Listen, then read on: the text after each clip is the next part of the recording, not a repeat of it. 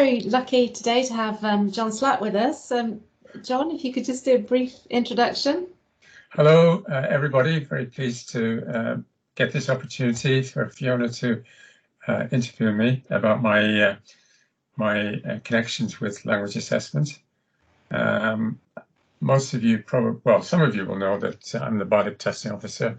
I have been since, well, I'm in my 6th year of being the testing officer, and I've been associated with BALIC for many years before that. I've been involved with language assessment since I was working in Zambia back in the 1970s and 80s. I'll very briefly stop a little anecdote about how I got involved with language testing. When I was in Zambia, I worked for the Zambian government, and I was connected to the University of Lusaka. And every year, I wasn't actually living in Lusaka, by the way. I was up at the Copperbelt in a place called Chingoa. And every year in December, early December, there'd be a marking panel. And I was teaching English, which is why I was out in Zambia. And there was a marking panel. And about the 3rd year, when I was quite a youthful person at the time, we all went to the marking panel in the main Copperbelt city of Ndola. And when we got the principal examiner was nowhere to be found. And we all sat around looking at each other saying, well, what are we going to do? And I said somebody should phone Lusaka and find out. And so they all looked at me and said, well, you thought of it, so you phone. So anyway, I phoned Lusaka to the Ministry of Higher Education and said, you know, I need to speak to someone because the principal examiner hasn't come to lead the marking panel for the end of year exams. And these were important exams in Zambia, sort of university, just before pre-university level. And so anyway, there was a please hang on. And usually in Zambia, if anybody answered the phone at the ministry, you were doing well. And this please hang on usually meant you waited for a good 10, 15 minutes while nothing happened. But immediately there was a couple of clicks and this voice came on and said, yes, can I help you? And I said, my name is John Slaght and I'm ringing from Ndola, and I explained the situation. And he said, well, you've rung the right person. I'm the Minister of Education. Minister of Education is a very high position in Zambia. And I said, well, the fact is that, you know, the principal examiner hasn't appeared for some reason or other. He said, so you're John Slaght. Okay, you're the principal examiner.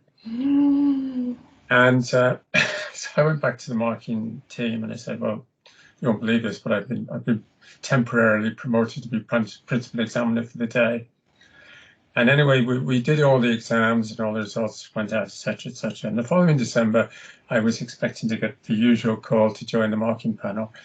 But I got this letter saying, dear principal examiner. And so it began that I was the principal examiner for marking English for the next 10 years, I think it was, before I left Zambia and came back to the UK. Yeah. And then I came to Reading University to do my master's degree and did the testing option module. And after that, I started working for Reading University and eventually became the director of assessment and test development at Reading University in what's then called CALS, Centre for Language Studies, and now, of course, is ISLI, International Study and Language Institute. Yeah, well, that's fantastic. That's such an interesting start to your career, isn't it? I think it was just fluke, really. You know, it could have been anybody who rang that minister up. And maybe not anybody who would have been invited back, though. But yeah, and I think that just sort of indicates the range and breadth and depth of your career. So it was hard to pick one thing to focus on, but I think, you know, being TAFSIG, being a SIG in Bali, that's why we've chosen to ask you a bit mostly about the work that you've done on the Bali guidelines.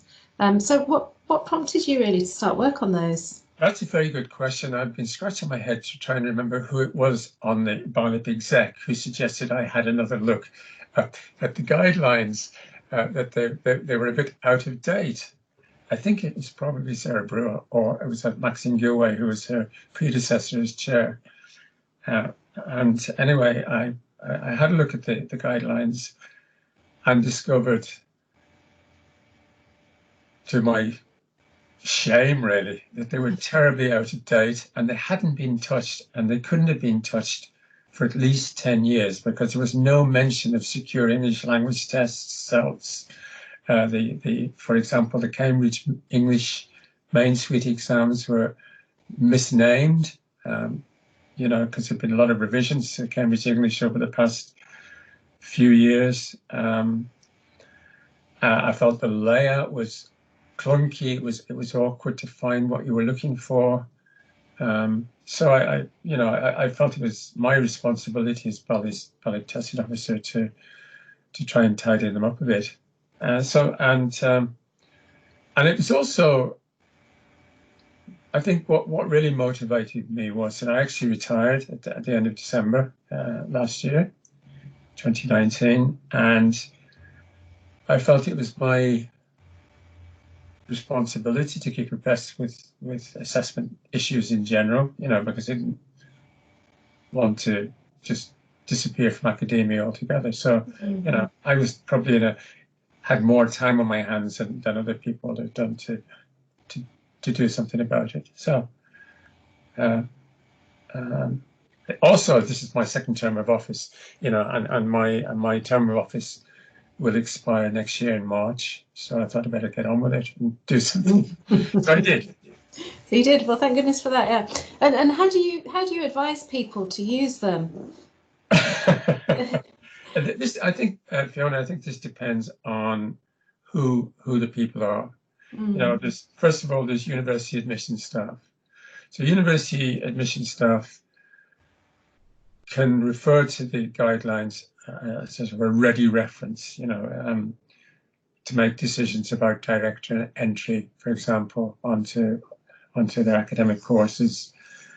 The guidelines should definitely prove useful when making decisions about less well-known tests, such as, most recently Duolingo has been mentioned a lot, or the Versant test.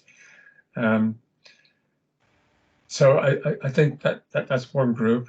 Another group would be the course directors. I mean, they need to have similar information at their fingertips. What tests are relevant to pre-sessional entry. Are we going to accept this student onto pre-sessional with this particular CELT, or are we going to advise students to take our course because a particular exam will allow them entry onto their future studies?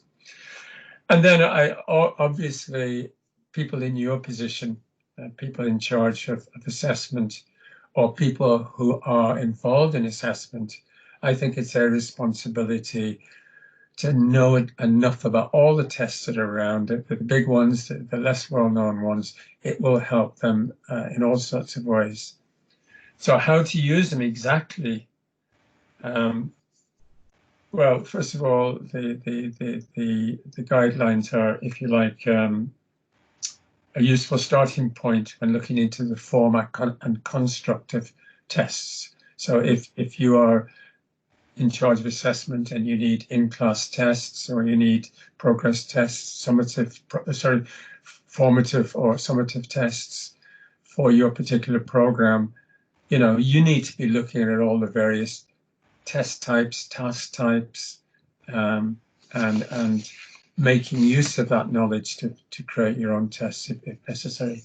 Who else might want to look at the guidelines is anybody who, and I've got to say that in my experience as an external examiner, and during my experience of running the language testing roadshows, so many people have had responsibility thrust upon them to look after assessment. It's just this sort of assumption, rather naive assumption by some course directors or heads of school or whatever, that if you're a teacher, you know, or if you're a lecturer, then you can create tests. Well, of course, that's not the fact at all, you know. So I think the more you can refer to the guidelines, have a look at what a test looks like, look at the various possibilities for creating tests, depending on whatever skill it is, make use of it. And then, of course, the students, particularly master students who might be doing a testing module, could make use of them. And even students who are deciding, you know, which secure English language test they should take, might like to look at the guidelines. Yeah. There's a caveat, though, and that is always use the guidelines with caution. Okay. All right. And so you've recently given them a huge overhaul, and I guess this is what that might continue in the future. Is there any particular avenue that you're looking to explore with the guidelines, or any ways that you're planning to develop them? Yeah, I mean, I have overhauled the guidelines considerably. When I looked at them initially, it was a 12-page document. It's now 67 pages. One thing that I obviously need to address is online testing. Everybody's asking questions about online testing. It's not just the creation of the test, obviously, which is, you know, how can you do it most economically and effectively? How can you create tests most economically and effectively? How can you ensure reliability? How can you ensure and probably most difficult of all is, how can you ensure test security for online testing? I mean, at present, it's not just good enough is not the right term, but it's not convenient just to say, well, we can all do Pearson test, or, you know, because to do a Pearson test, as far as I understand at the moment, you still have to go to a language center, you have to have, you know, into a language lab. It has to be invigilated. So we have to look at ways which efficiently and effectively enable potential test takers to take tests in bubbles, if you like, or even individually at home in a secure, reliable way. And that's an area which certainly I'm looking into, and I feel that I'm making some progress. But, you know, it's become more urgent now. Yeah. It's hugely complex, isn't it? Yeah. But I mean, also, you know, the thing is that there are certain task types which are not so easy to use online as they are in paper tests, and we need to look at how we can organize that.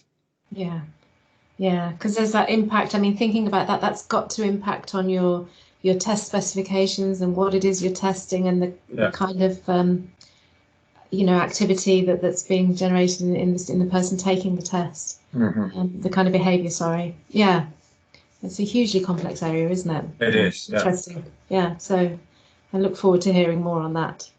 I mean, what I'm suggesting is, by the way, in terms of the development of the guidelines, I've learned that I was an error, or whoever was responsible for the guidelines was an error. I mean, I should advise anybody who takes over my role that they need to be looking at the guidelines at least twice a year and seeing what needs to be updated. Don't let them just languish. As they were allowed to languish. I mean, I think the last time prior to this year that the guidelines had anything done to them must have been around about 2009. Yeah, it's easy to see how that happens, but I think given the you know, the amount of work that you've done now in getting it up to date to maintain that is just, yeah, I'd agree. It's probably a good idea, isn't it? Rather than having a huge mountain of work again to do, especially with everything that's changing and how rapidly it's changing. Yeah. Yeah, yeah. Well, on that, in the context of the current climate, the online assessment, etc., do you have any thoughts about the future of EAP assessment and what might change, what might stay the same? EAP assessment in general. Yeah, that's very broad. I know but Well, EAP assessment, like any assessment, is needs driven. And so what you're always looking at is, with any test, why is the test needed? Who's it for? At what level is it pitched? And so any what is the end product? What's the consequence of someone doing the test? For Cyril Weir's consequential validity theory, which is very, very, very, very relevant here. So EAP assessment in general has to be needs driven, and the needs at the moment are going back to online, obviously more remote, but they have to be in tune with what's going on with what students are going to be studying and their future courses, be it at undergraduate, postgraduate, or PhD level. Yeah, yeah. Yeah, big job. Okay. And is there anything else you wanted to talk about on assessment? I was going to ask you a little bit about the Bali Can-Do framework, because obviously you were really involved in that as well, which is off slightly on a tangent. So I don't know if there's anything else on assessment that you wanted to cover first. Or... Well, I suppose I could talk a little bit about the testing roadshows if you want me to talk. That'd be great. Yeah, yeah. Yeah, well, I mean, the testing roadshows were something that was suggested at an exec meeting, I don't know, around about 2016. I know it was when Maxime Gilway was chair. And the whole point about a roadshow is, in a way, that it's a bit like I don't know, pop star or whatever. You know, you go from gig to gig, and you take the same format from place to place. So it was suggested that this might be something that I would be interested in being, starting up. So what we did was, in 2016, towards the end of 2016, we had a pilot at Bristol University, hosted by the Language Centre, which Maxine Gilway was director of at that time. I think she still is, actually. And teachers came from Bristol and from Bath University, and we had an afternoon session. And subsequently, every year after that, there were around about 3 or 4 roadshows. Initially, they were held in England, and then I think one in Scotland. And then at the end of 2018, we got a little bit more adventurous and went to Luxembourg, and then 2 in Ireland, and one at University College Dublin in 2019, and one just a little bit later at the University of Cork. And my intention was for 2020 to put on 3 more roadshows. Fortunately, circumstances derailed that completely. The roadshows basically were intended to provide support for people with a fairly limited amount of knowledge of how to create language tests. Those who had that responsibility thrust upon them. As I said, it is kind of a role that's often passed on from person to person, even from semester to semester in some situations. And to give the people confidence and also to show that there's a close connection between creating language tests and being able to create good classroom teaching materials.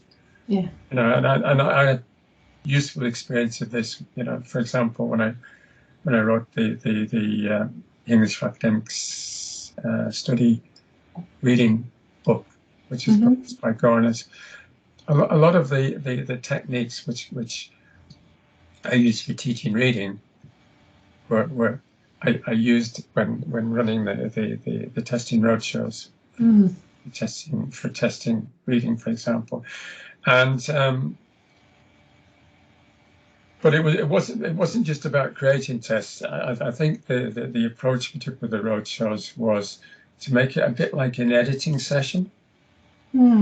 How you have your assessment team, and somebody comes with this test that they've created, and then our approach is to find out, okay, is this test going to work? And the answer is usually at the moment no. We have to fix it more, and so we have that, you know, develop that fairly critical stance. And to realize that it's not your precious creation that matters, it's the end user that matters. And if it's not working, then go away and fix it. And if it's not unfixable, dump it and start again. You have to, you know, you have to be fairly thick-skinned to be a language tester. You do, don't you? I remember learning that quite early on as well, that actually learning about test writing didn't really happen until people were editing what I'd written. And then having to think about that and why an item didn't work and why they said it wouldn't work was how I learned. And then piloting and seeing, you know, sometimes real hunches that you have about whether something's going to be easy or difficult are actually completely wrong. And I think learning as well to relinquish ownership of the test, exactly what you just said. Once it's done, just relinquish that ownership. Don't you're going to have to be thick-skinned because there'll be a lot wrong with it. I mean, our mantra always, you know, when I was at Reading, and I'm sure your team, Fiona, will have remembered this, was it's always never perfect. Exactly. But we make it as perfect as possible. Another thing we did on the roadshows, I focus a lot on test specifications, and you know, using a very simple technique, you know, just a series of WH questions, you know, why, who, when, how, and taking it from there. And then some simple statistical stuff. Now, some people are very knowledgeable about stats. Other people are absolutely fazed by them. You know, but things like item facility rating and standard deviation is so easy to do on Excel. They're not intimidating at all, but they're so useful. You can learn so much from your statistics. You know, and once the test has been run, trialed, and see what's working, what's not working statistically.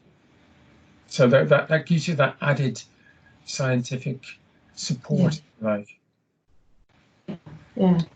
Yeah, that sounds great. So it's the good all round, isn't it? It's the who and the why and the specifications that you're basing it on, then how to craft it, and then using those statistics and data, which I was always really terrified of until I'd done it once or twice and thought, well, actually that's really useful. That question, that particular item or question is too difficult. Why might that be? And it really helps you to focus on, what you're doing.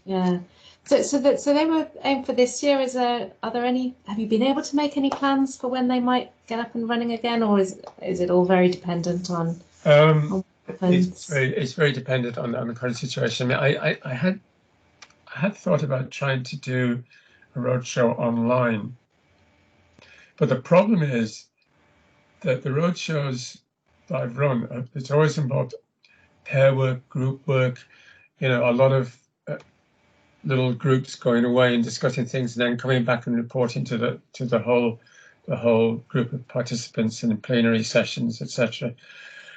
So I'm not quite sure whether that's going to be feasible. I mean, I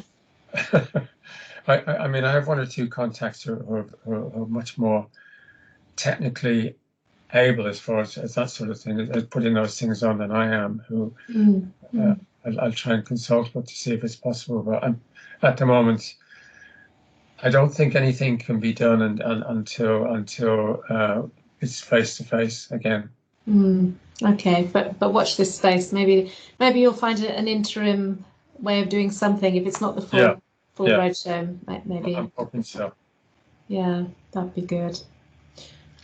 Okay, thank you. Oh, and finally, yes, a little bit about, if you've got time, about the Barley Can Do framework. I do have time. Yeah, Yeah. the Can Do project was something which I got involved in through Barley, obviously. And what happened was we formed a working party based on the idea that we needed to get more information from the academics in various universities at well, we pitched it at master's level students at the time. What can they do and what are they struggling with? In fact, to be quite honest, in some ways, the Barley Can Do statements really should be the Barley Can't Do statements, because from what we discovered. So what it was there were a group of researchers from Manchester University, Glasgow, Nottingham, Trent, Reading, I think Bristol, if I remember rightly, were involved.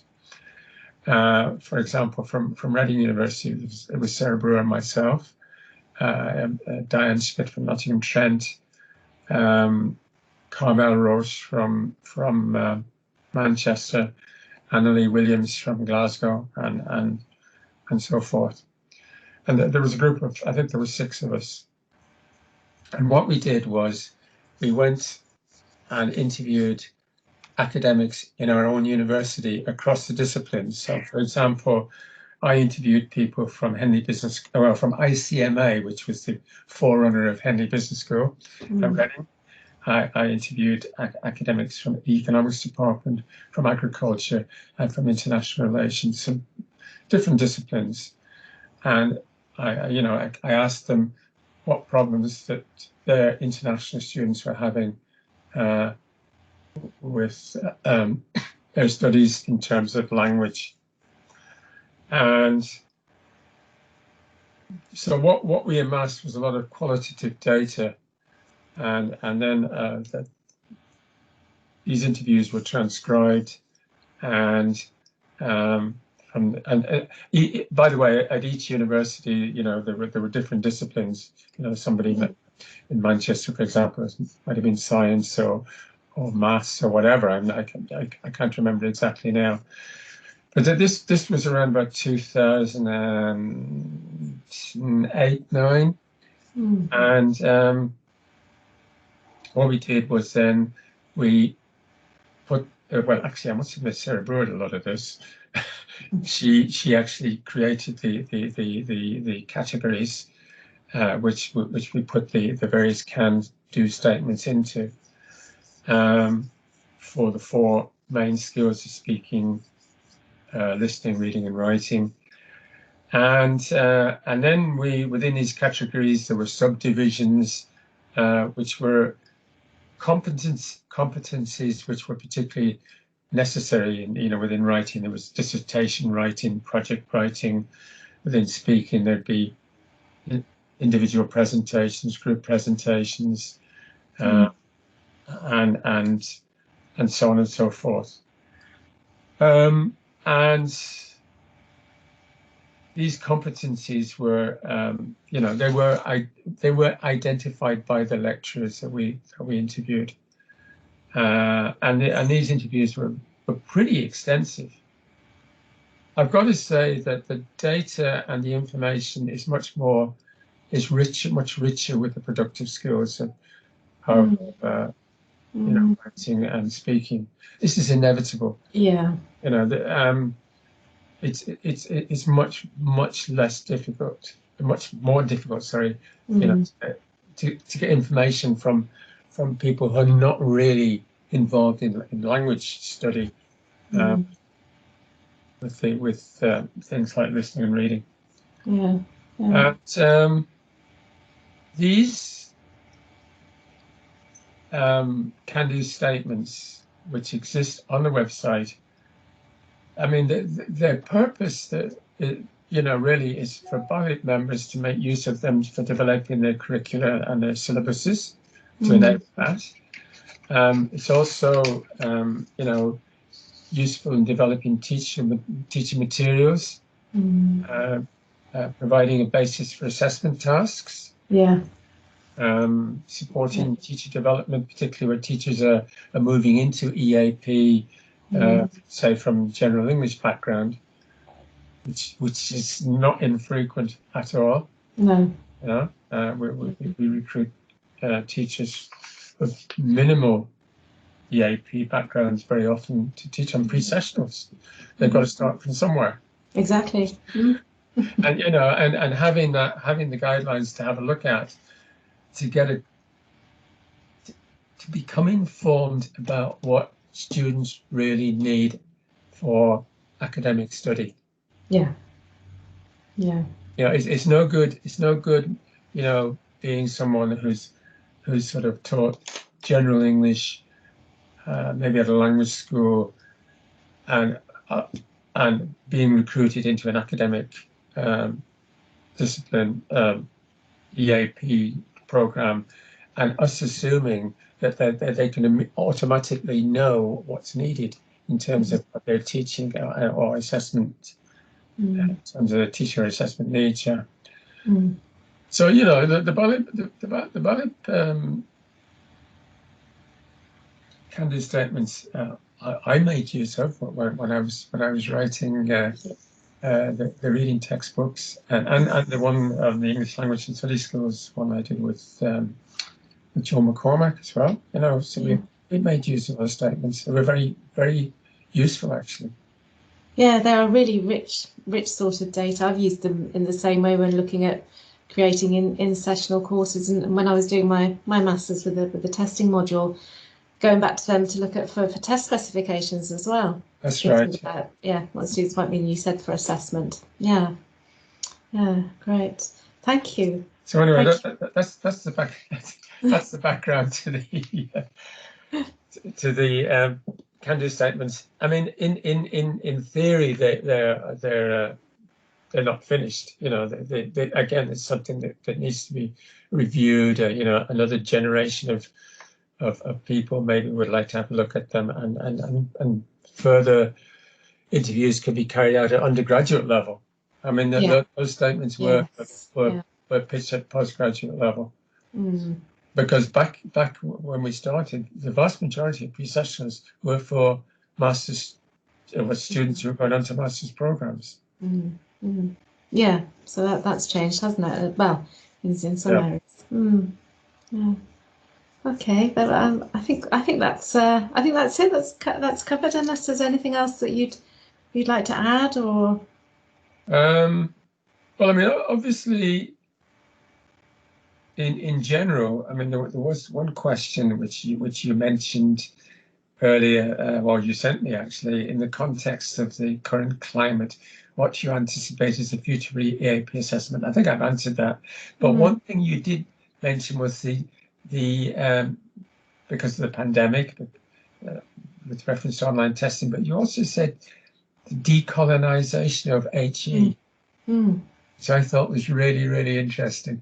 And of course, it's very, very current, this discussion, and I absolutely think that's so important. It's very important, and it's often made me think. I mean, I've run language testing workshops in Spain, in Finland, in Sri Lanka, in Kazakhstan, in Turkmenistan, and Malaysia and Oman and God knows where else. And I sometimes wonder whether I have been guilty of carrying through a sort of Eurocentric approach to language testing. And I think it's very important for us to look at what's out there in China, what's in other parts of the world, what sort of language tests exist, not just in terms of, not just EAP per se, but look at modern languages. what's going on there? What's making them within a global reach? If you follow my meaning. You know, I think it's you know, what I have always adhered to, and this is something I learned when I was an item writer for Cambridge Main Street, and particularly for IELTS, was to adhere to a certain set of taboo, or to avoid a list of taboo topics, and strictly adhere to them, and to avoid things which could cause cultural upset, which are inappropriate medically or whatever.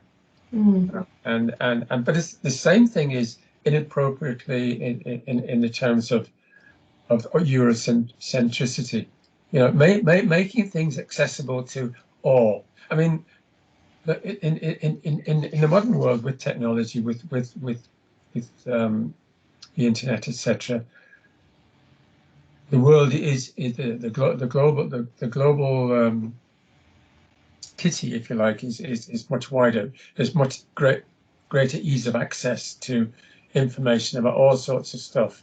But there are also restrictions in certain areas of the world on what you're allowed to access or can access. So you have to be very aware, or try to be as aware as possible of what is a reasonable topic for your tests.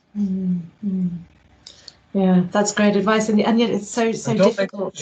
Avoid so difficult, isn't it? Because we're always, what we think is reasonable is totally well, it's what we've embraced and what we know within different cultural contexts. So it's questioning as well your very own concept of what you believe to be reasonable. And I'll tell you something, Fiona, it's even more difficult the older you criticize it. We're going back to that, Yeah, let others criticize it, and your assumptions, because it's so hard to remove yourself outside of, well, they're your assumptions.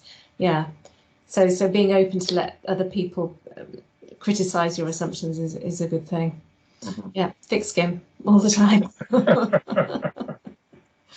Yeah, that's really great. Thank you so much for sharing all your experience, expertise with us, John. It's a fantastic way to get our series of interviews started and blogs.